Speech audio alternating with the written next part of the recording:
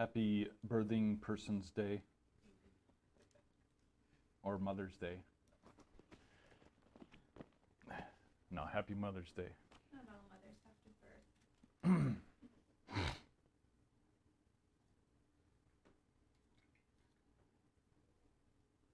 All right, so we've been talking about the abomination that leads to desolation. So I'm going to start off in Matthew 24. And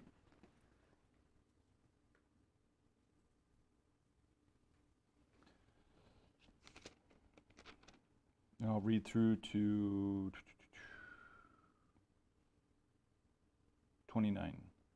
It's Matthew 24, verse 1. As Yeshua left the temple and was going away, his Talmidim came and called his attention to its buildings. But he answered them, "You see all these? Yes, I tell you, they will be totally destroyed. Not a single stone will be left standing." When he was sitting on the Mount of Olives, the Talmidim came to him privately.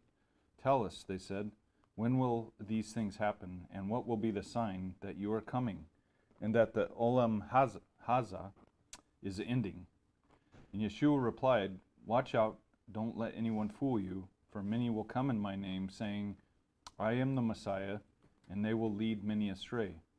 You will hear the noise of wars nearby and the news of wars far off. So see to it that you don't become frightened.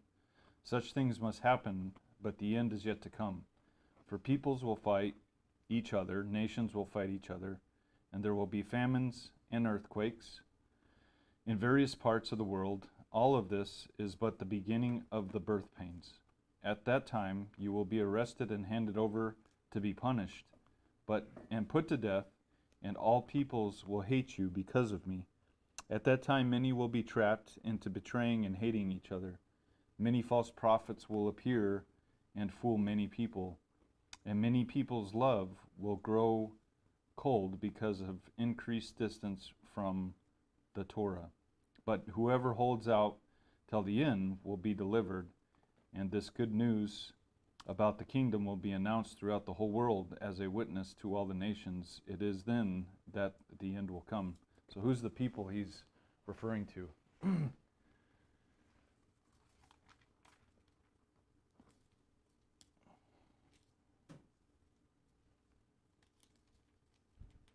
Well, who does the Torah apply to? Israel. Okay. So he's specifically talking about the goings-on in Israel. So then, picking up in verse 15, "So when you see the abomination that causes desolation spoken about through the prophet Daniel standing in the holy place, let the reader understand the allusion. That will be the same for those in Judah to escape. That will be the time for those in Judah to escape to the hills. If someone is on the roof, he must not go down to gather his belongings from his house. If someone is in the field, he must not turn back to get his coat.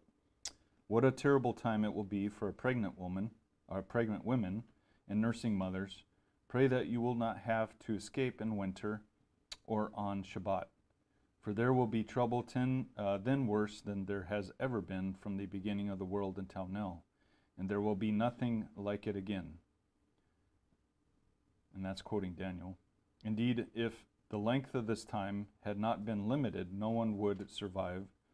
But for the sake of those who have been chosen, its length will be limited.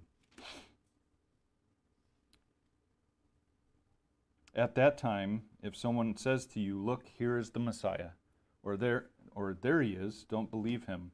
For there will appear false messiahs and false prophets performing great miracles, amazing things, so as to fool even the chosen if possible. There I have told you in advance. So if people say to you, 'Listen, he's out in the desert,' don't go or look. He's hidden away in the secret room. Don't believe it. For when the Son of Man does come, it will be like lightning that flashes out of the east and fills the sky to the western horizon. Wherever there's a dead body, That's where you find the vultures. But immediately following the trouble of those times, the sun will grow dark, the moon will stop shining, the stars will fall from the sky, and the powers in heaven will be shaken. So he quotes both Daniel and Isaiah there, and you can also find that verse 29 in Revelation 6 as well, which we'll touch briefly on. So he uses, what translation do you have, Paul? The New American Bible is the Catholic. Okay. So in verse 3, the end of verse 3, Where are you? Matthew 24. Oh, yeah. Not there yet. So Matthew 24, can you read verse 3? So as he was sitting on the Mount of Olives, the disciples approached him privately and said, "Tell us, when will this happen, and what sign will there be of your coming and of the end of the age?" Okay. So that phrase, the end of the age, is the Greek word olam haza. So there's two Greek phrases that the rabbi used: olam haza, which is essentially this age, the world that we live in. The Jews see it as the life that they've been given to honor Yahweh and his teachings, and to honor their father Moses. So it's very important. This age is very important to the Jews. There's a lot of writings, when you look at some of the rabbinical writings regarding the Olam Haza, which a lot of it has to do with their opportunity to observe the law. And then there's Olam Haba, which is the next age. So to many Jews, Olam Haza, this age, is more important to them than Olam Haba, because to them there's no longer an opportunity to display their righteousness through observing the law. So there's a lot of importance placed on this age. So ironically, Jesus says that Olam Haza, or this age, will be, what does it say in your translation? That it's coming to an end? Tell us,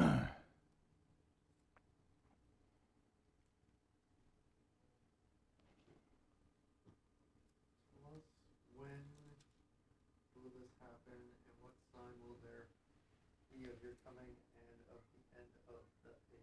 Yeah, so the end of this age. So as the Messiah comes, his focus is on Olam Haba, the next age. So the Torah and the system of worship and its practices, as we'll read, have become very important to the Jews.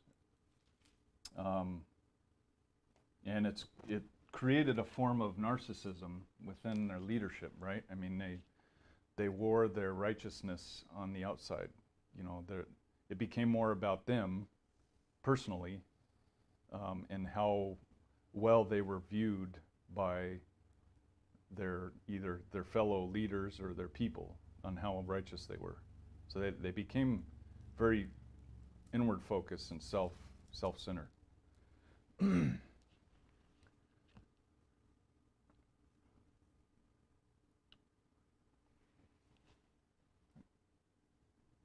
So we talked about Maccabees the last couple weekends, and Maccabees gives us a good understanding of how Israel got to the point they are when Yeshua begins his teaching, when he begins drawing out disciples.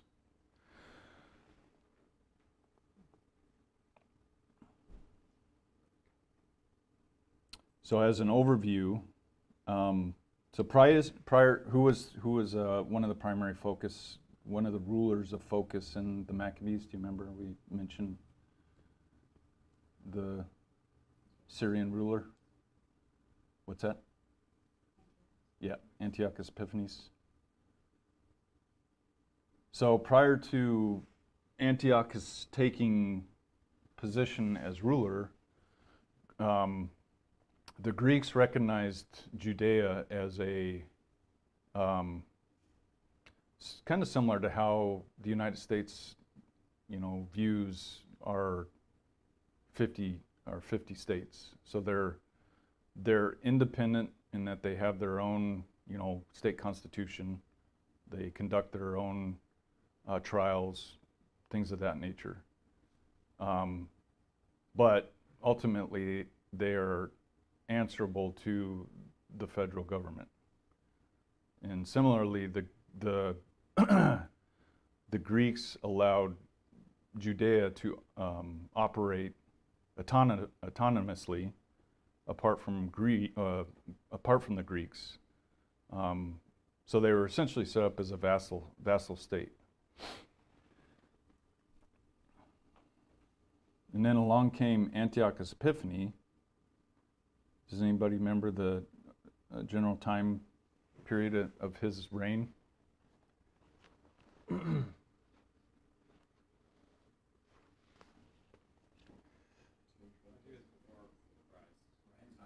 Before Christ, yeah.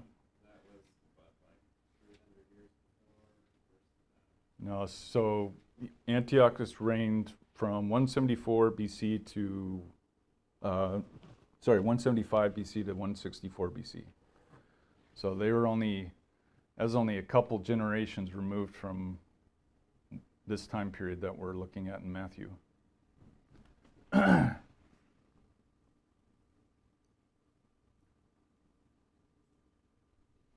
And then in 167 BC is when Antiochus captured Jerusalem.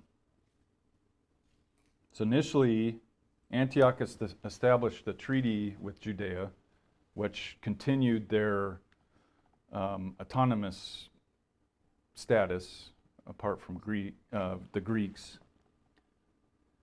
And I don't know if anybody remembers, but Antiochus warred against Egypt. In his first battle with Egypt, he almost all but wiped them out. It was because Rome was becoming a superpower at this time. And so Antiochus was afraid of Rome and was ultimately answerable to Rome. Because if Rome so wished, they could have overthrew Greece or the Syrians. And so he, in observance of Rome and their relationship with Egypt, he set up a vassal king in Memphis and allowed them to continue to operate as a nation. And then later, Antiochus went to wage war against Egypt the second time. Well, the second time, Rome sent a old messenger who intercepted Antiochus on his route to Egypt. And essentially he, as the historians write, he warned Antiochus that if he was not to wage war against Egypt. And if he did, then Rome would basically wipe him out. And so Antiochus' response was, well, let me think about my response. And the old man drew a circle around Antiochus and said, before you exit this circle, you need to make a decision on what you're going to do. So Antiochus, again, recognizing the power of Rome, decided to back away from Egypt. But in so doing, he basically took his frustrations out on Judea and just went nuts. So he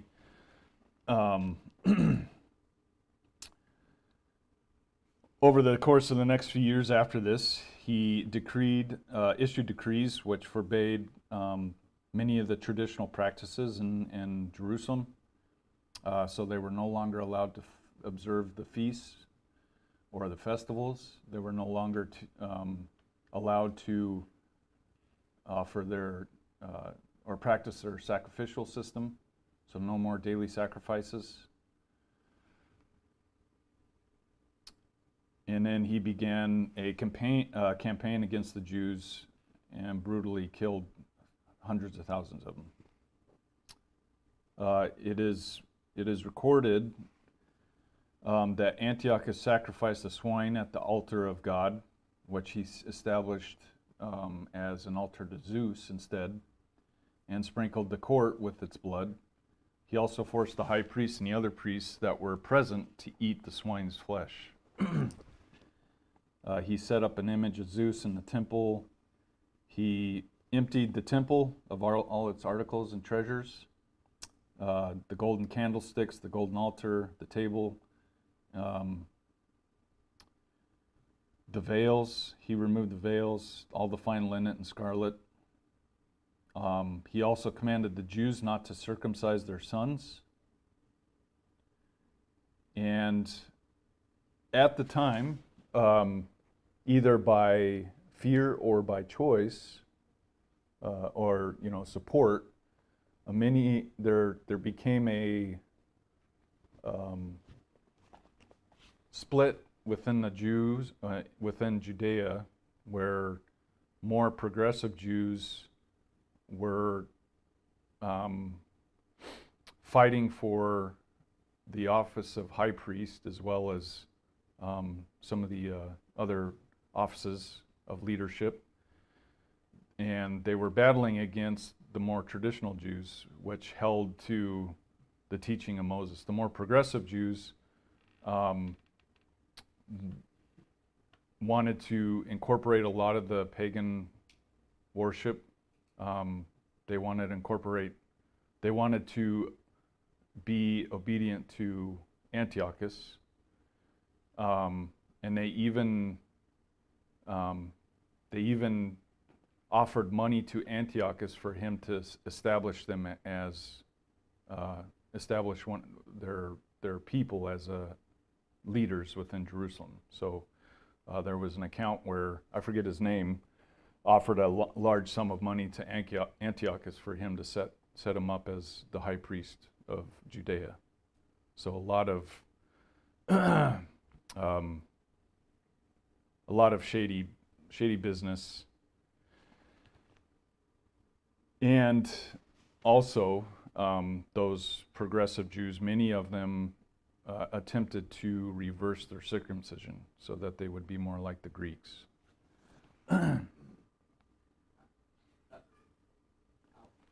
How? I tried not to think about it too much. I would start to get a little ache in my back.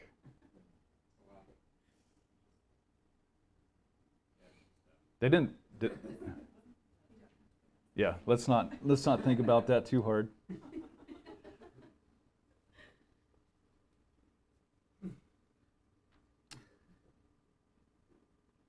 So during this time period, Mattathias, Maccabees, was the primary leader of Judea, and Antiochus commanded him to perform pagan religious rites as their leader. And so the culmination of all this led to the revolt against the Jews, which is basically the subject of 1st and 2nd Maccabees. So the Jews revolt against Syrian rulership, and eventually Demetrius II of Syria reinstated Judea with their own autonomy, and Simon Maccabee succeeded as the leader of high priests. So they succeeded in going up against Antiochus, and ultimately, well,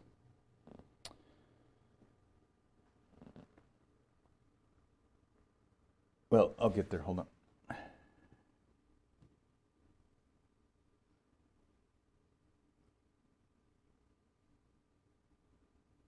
Yeah, so ultimately, Antiochus, his funds, because he posed a heavy tax on his people, and ultimately, during his battle against Judea, or the Jews, his war funds ran out. And the Jews, just that are, for some reason, amazing with financial management, were able to outlast Antiochus Epiphanes, and sent him back running to his main place of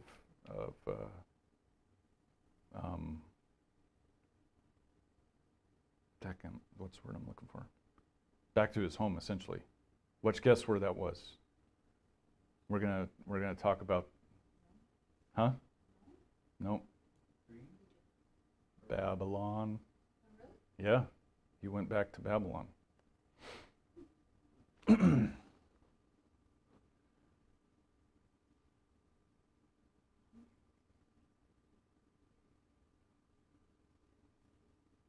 is like a couple of weeks from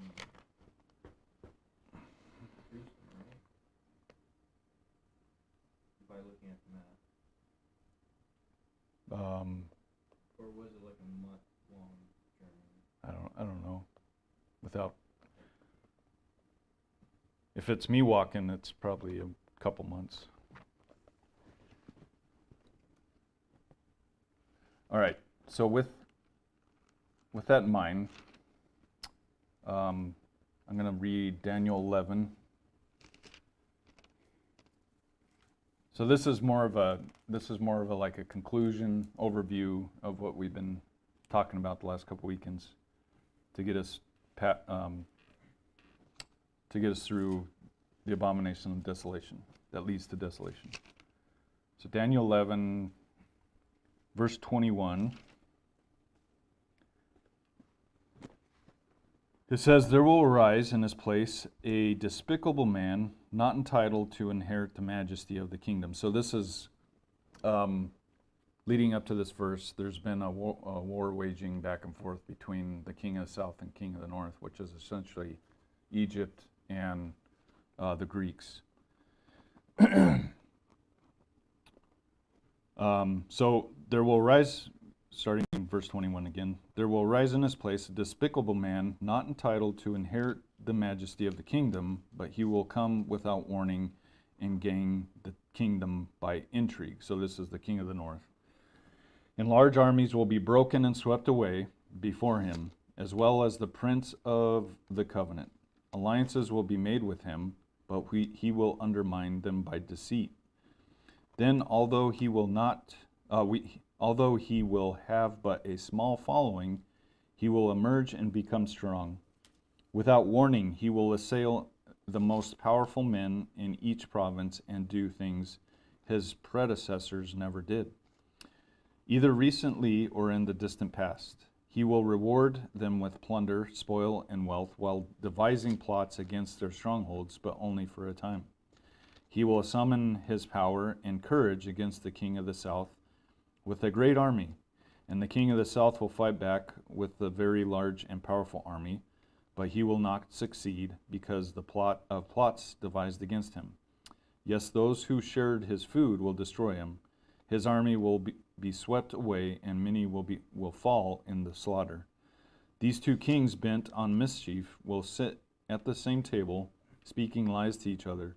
But none of this will succeed because the appointed end will not have come yet. Then the king of the north will return to his own land with great wealth. With his heart set against the holy covenant, he will take action and then return home.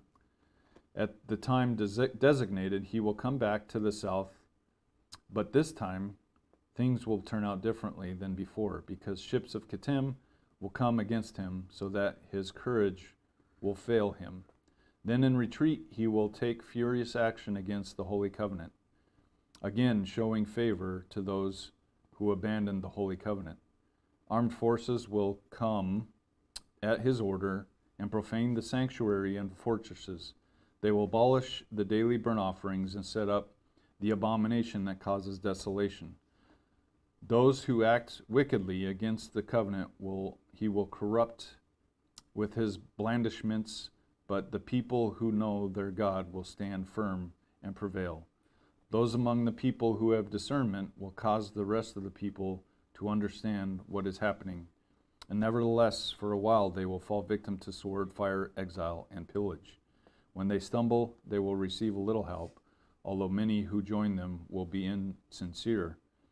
Even some of those with discernment will stumble, so that some of them will be refined, purified, and cleansed for an end yet to come at the designated time. So this king will do as he pleases. He will exalt himself and consider himself greater than any god. He will utter monstrous blasphemies against the God of gods. He will prosper only until the period of wrath is over, for what has been determined must take place. He will show no respect for the gods his ancestors worshipped, or for the god women worship. He won't show respect for any god, because he will consider himself greater than all of them. But instead, he will honor the God of strongholds with gold, silver, precious stone, and other costly things. He will honor a God unknown to his ancestors. He will deal with the strongest fortresses with the help of a foreign god. He will confer honor on those he acknowledges, causing them to rule over many and distributing land as reward. And when the time for the end comes, the king of the south will push at him, while the king of the north will attack him like a whirlwind with chariots, cavalry, and large navy. He will invade countries, overrun them, and move on. He will also enter the land of glory, and many countries will come to grief. But these will be saved from his power, Edom, Moab, and the people of Ammon. He will reach out his hand to seize other countries too. The land of Egypt will not escape. He will control the treasures of gold and silver, as well as everything else in Egypt of value. But Ethiopia will be subject to him. However, news from the east and north will frighten him, so that he moves out in great fury to ruin and completely do away with many. Finally, when he pitches his tents of his palace between the seas and the mountains of the holy glory, he will come to an end with no one to help him. So, given what I described about, if you get a chance, I would read Maccabees. It's a really good historical book, and it kind of gives you a good understanding of this where Jerusalem was at leading up to the arrival of Jesus.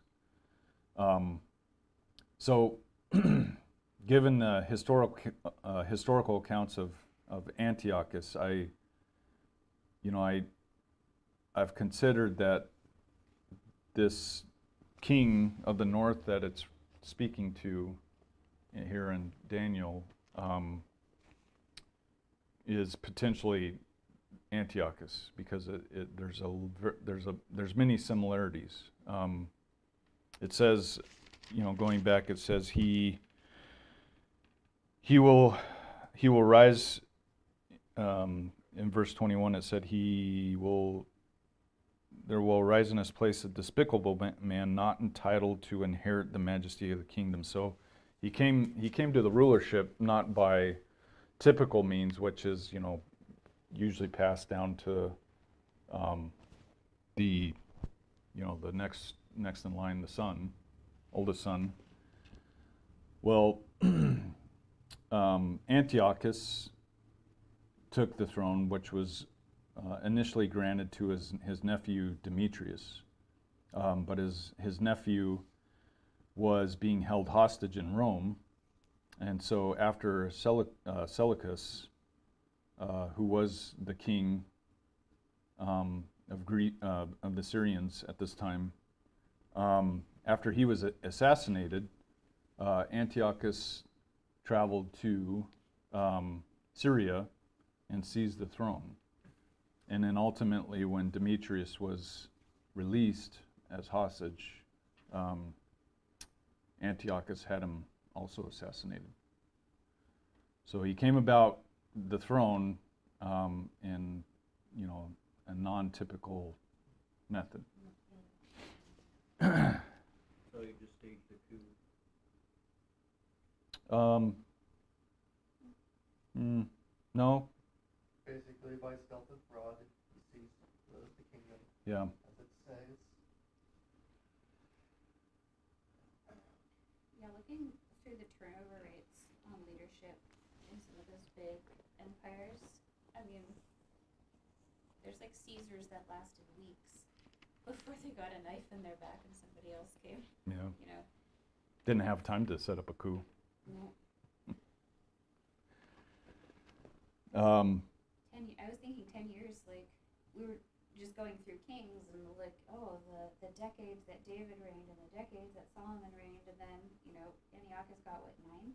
Yeah. I was like, first I was like, oh, that's really short, and then it's like, actually, that's pretty good to grasp onto power during that time frame. Yeah.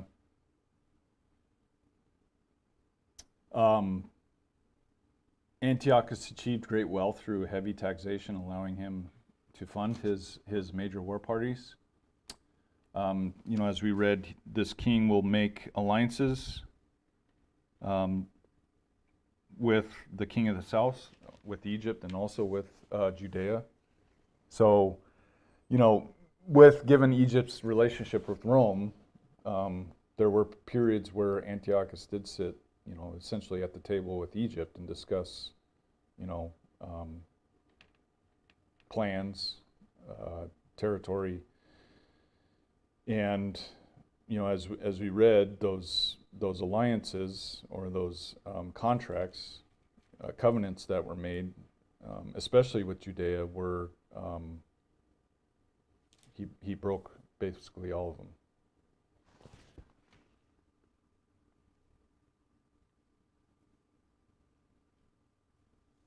In his second war with Egypt, so as we read, this king of the north went against the king of the south and succeeded him.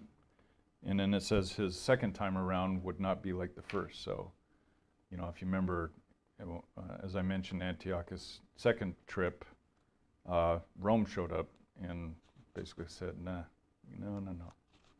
Go back home. I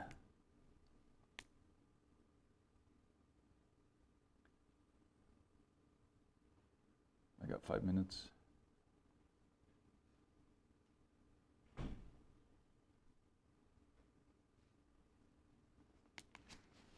So the reason why I bring Daniel in this, because Jesus references Daniel twice as he's back in Matthew 24. So as he speaks to this hard, what people refer to as this great tribulation that's coming, he refers to this abomination that leads to desolation. And it's interesting, the majority of Christians that I know, that when they read specifically verse 15 in chapter 24 of Matthew, when it says that this abomination that causes desolation, spoken about through the prophet Daniel, standing in the holy place. So they view this, there's an adversary, or the Antichrist will physically be standing and setting up his throne in the holy place. And that word there for standing is interesting. It's histemi, the Greek word histemi. Could I get a couple readers? Jeff, if you want to take Matthew 18, verse 15 through 16. Paul, if you want to take Matthew 26, verse 15. And then one more. Sarah, if you want to take Acts 6, 11 through 13. I think that's right, Acts 6. Go ahead, Jeff. You said Matthew 15 and 16? Matthew 18, 15 through 16.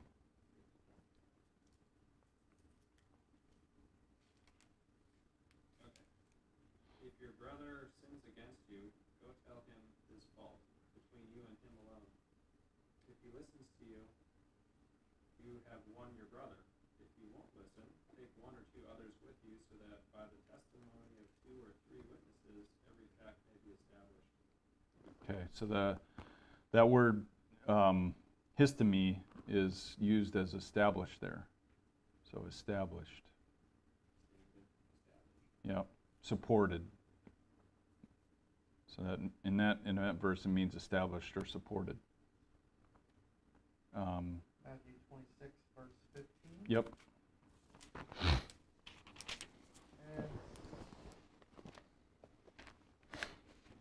And said, "What are you willing to give me if I hand him over to you?"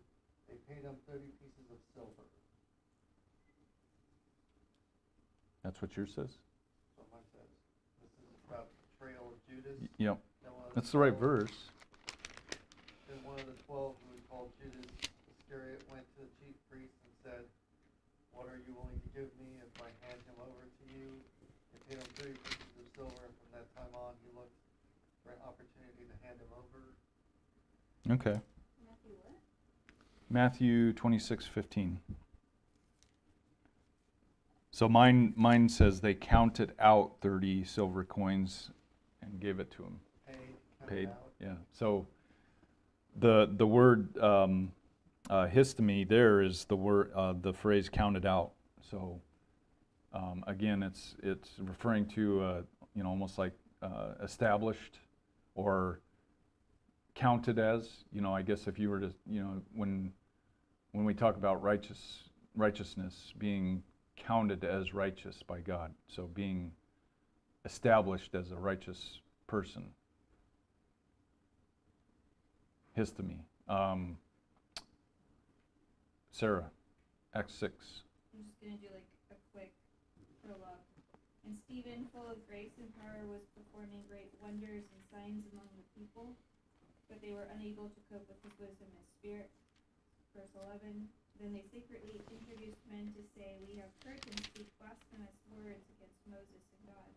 And they stirred up the people, the elders and the scribes, and they came up to him and dragged him away and brought him before the council. They put forward false witnesses who said, "This man does not stop speaking against this holy place and the law. For we have heard him say that this Nazarene Jesus will destroy this place and change the customs which Moses handed down to us."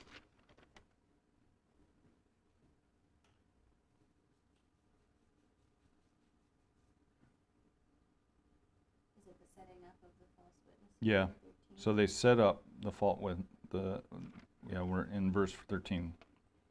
So that word set up is also histemi. So a setting up or assigning to. So when you look at it in that light and go back to Matthew 24,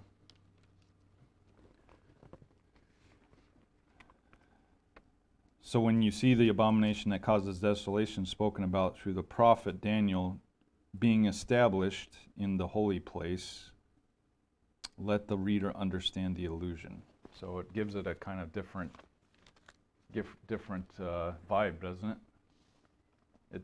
It's not so much an individual, but a system.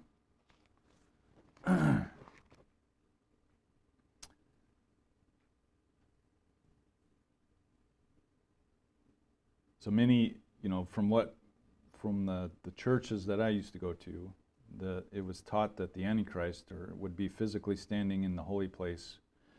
But when you consider these other verses, it takes on a different approach. It's not one person. It's a system, a practice, an attitude, a goal for which, other than it was originally, the holy place was originally designated for or established for. What was the holy place established for? I'm going late, sorry, but worship, sacrifice. Why the sacrifice? Why the Cleanse yourself. cleanse yourself? Atonement. Okay.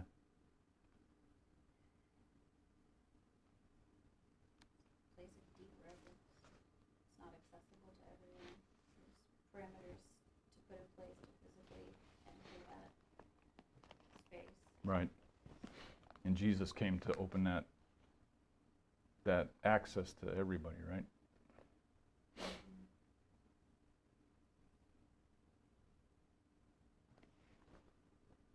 Was the holy place being used for that when Jesus was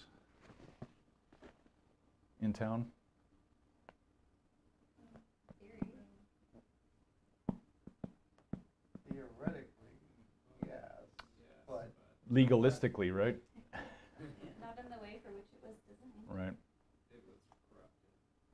right. The sacrifices being brought to it were tools of profit, right?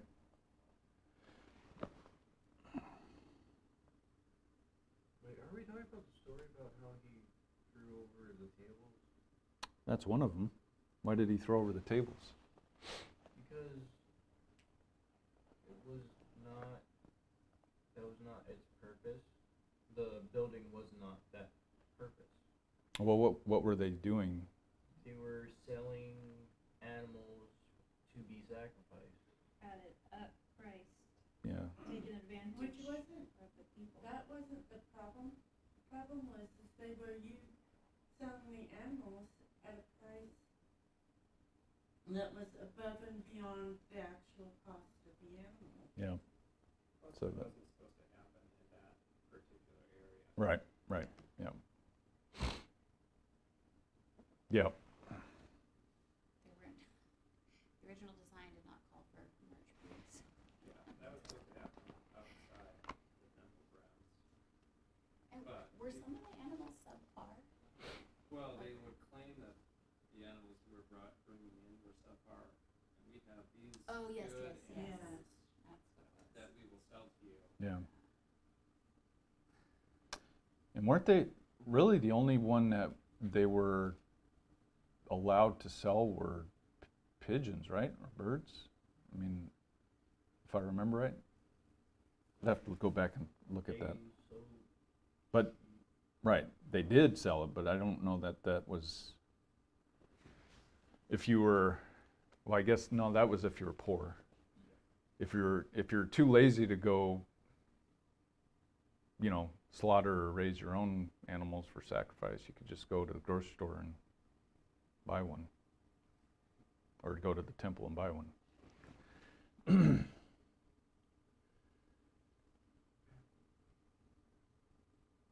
All right, I'll stop there. I feel like I'm never going to get through with this. But that's because I keep rewinding. Yeah, it's an Okay, interesting, Sinking in more. like, the acquiring of sacrifice material is an interesting evolution, because I think the original design was really meant to be kind of this, like, community-based process, where, hey, if I don't have what I need, I can exchange goods or services and, like, seek out my extended family or fall Mhm. back on relationships that have been established to get what I need. Whereas, in this modern day type where it's like, oh, well, I'm not going to seek out that reliance on other people in my family. I'm just going to take the wealth that I've accrued on my own and purchase what I need. It's a very individualistic Right. experience. And you can see that kind of pulling away of the we, and Yeah. morphs more into the I, and Yeah. it creates these inequities in the social structure, where it was really meant to be kind of this constant churning and mulching and sharing and redistribution of wealth. Yeah. And Yeah. Yeah, and it well, I guess it mechanize, is that the right word? Mechanizes the sacrifice, like, you know, they would have to put their hand on, you know, the animal to transfer, you know, their sins. And I think a lot, you know, part of that was, you know, generally it was the person that raised, you know, that animal. So it's a very personal experience, right? And then, like you said, if you know, there were people that weren't, you know, farmers or ranchers that didn't have the opportunity to raise their own, but they, you know, had family members that could give them those, you know, it was still by acknowledging the animal and taking the time, you still meditate on the fact that, you know, hey, my, you know, cousin or brother who put a lot of effort in this animal, you know, is now taking on my, you know, my shortcomings. Something that was personal was basically being turned into something impersonal and Right. A conveyor belt, basically. Commercialized. Yeah. yeah, so it's, you know, And when you don't have that emotional investment, it's so easy to just walk away from it. I find that, like, when I spend money, like, having cash in your pocket and you can see that, you know, counting out the measured- dollars. exactly, when it's on a card, it's so easy. It's like, this is just an invisible Cha-ching. transaction. It doesn't, it's not as impactful as, like, the handing away of, you know, sacrifices are kind of like that too. I mean, that's income, that's livelihood, and it's supposed to hurt a little Mhm. bit. You're supposed to, you know, pick the best. And it's like, yeah, I could get this at market for, you know, this, but this is what is asked of me, and this is what I'm going to choose to do. I'm going to choose to not utilize this for my personal gain. I'm going to choose to use this as an act of worship.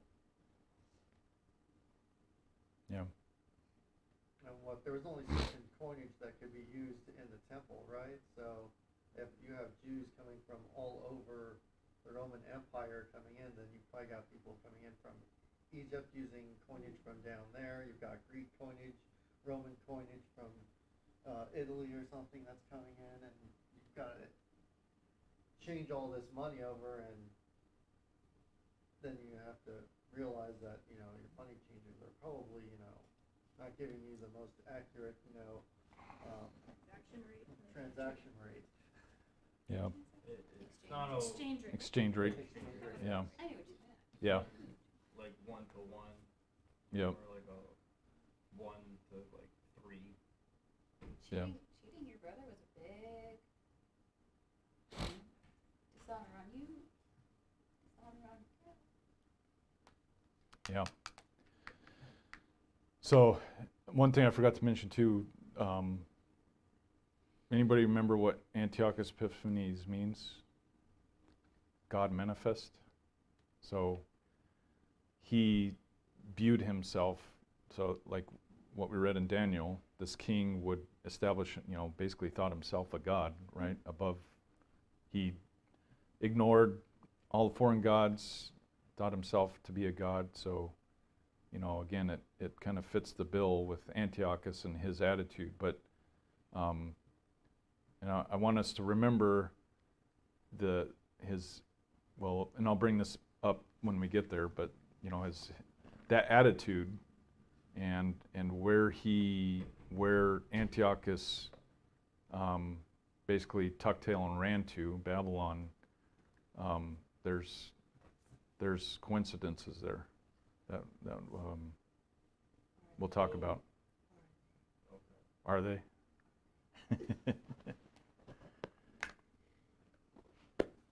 What's that, David? So I would assume that he took on the Babylonian gods instead of taking on his Greek. No, he still worshipped Zeus, but he essentially set himself up. He saw himself as Zeus, really, is what the historians write. So he was, Zeus is Greek, right? Yeah, Yeah. Greek gods. Just Babylonian, but Well, no. So Babylon, the city, is passed through many different nations. So he wasn't Babylonian, but the cities, has stood through many passing of hands, and has been a city of significance through many nations. So we'll get to Babylon. That's where this is kind of all funneling into. Babylon's present day city B, or closest. Baghdad, right? Baghdad would be the closest population center to Yeah. ancient Babylon.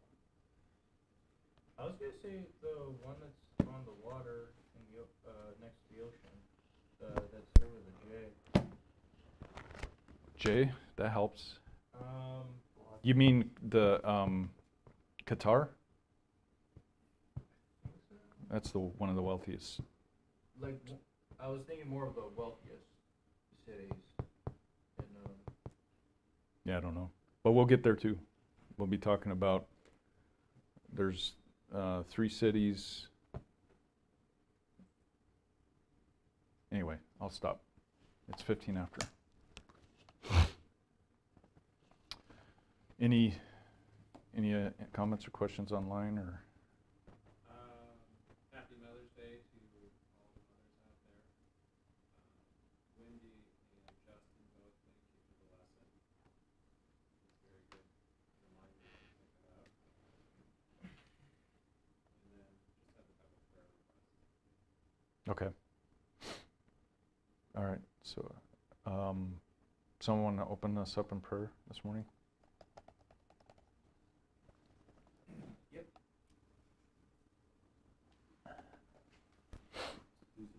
Yeah. There you go. Dear Lord Heavenly Father, thank you for allowing us to be here today, Lord, and learn your word and learn your history, and that we may learn from it and glean on information that's being told to us. Thank you for the teacher and all the effort that he puts through to share with us. Please be with us as we go forth the rest of our day. In Jesus' name, amen. Amen. Does your wife want to come in and take prayer requests? Do we typically do that at this point? No, I think it's normally after the end of service. Okay.